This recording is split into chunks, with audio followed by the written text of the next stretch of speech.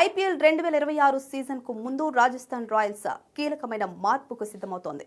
ఇప్పటి వరకు తమ హోమ్ గ్రౌండ్గా ఉన్న జైపూర్లోని సవాయి మాన్ సింగ్ స్టేడియాన్ని తాత్కాలికంగా పక్కన పెట్టి హోమ్ మ్యాచ్లను ఇతర నగరాలకు మార్చే దిశగా ఫ్రాంచైజీ అడుగులు వేస్తోంది. తాజా కథనం ప్రకారం సవాయి మాన్ సింగ్ స్టేడియం భద్రతా ప్రమాణాలను పూర్తిగా నెరవేర్చలేకపోవడంతో ఐపీఎల్ 2026లో రాజస్థాన్ రాయల్స్ ప్రధాన హోమ్ వేదికగా పుణేలోని మహారాష్ట్ర క్రికెట్ అసోసియేషన్ స్టేడియాన్ని ఎంపిక చేసినట్లు తెలుస్తోంది. దీంతో రాజస్థాన్ రాయల్స్ తమ 7 హోమ్ మ్యాచ్లన్నింటినీ జైపూర్లో ఆడే అవకాశం లేకుండా పోయింది. ఈ సీజన్లో రాజస్థాన్ రాయల్స్ హోమ్ మ్యాచ్లు పుణే, గువాహటి నగరాల్లో జరిగేలా బీసీసీఐ ప్లాన్ చేస్తున్నట్లు సమాచారం. గువాహటిలోని బర్సాపారా స్టేడియం గత కొన్ని సీజన్లుగా ఇప్పటికే రాజస్థాన్ రాయల్స్ కు రెండో హోమ్ వేదికలా మారింది.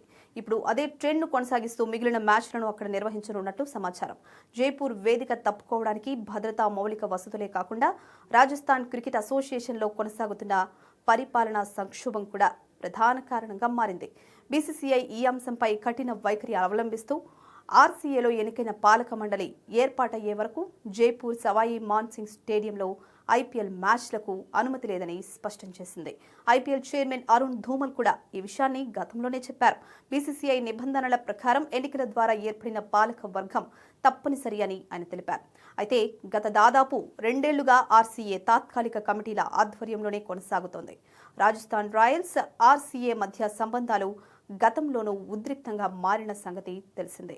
గత సీజన్లో లక్నో సూపర్ జైంట్స్తో జరిగిన మ్యాచ్పై అప్పటి ad hoc committee convener Jaideep Bihani match fixing ఆరోపణలు చేయడం తీవ్ర దుమారం రేపింది.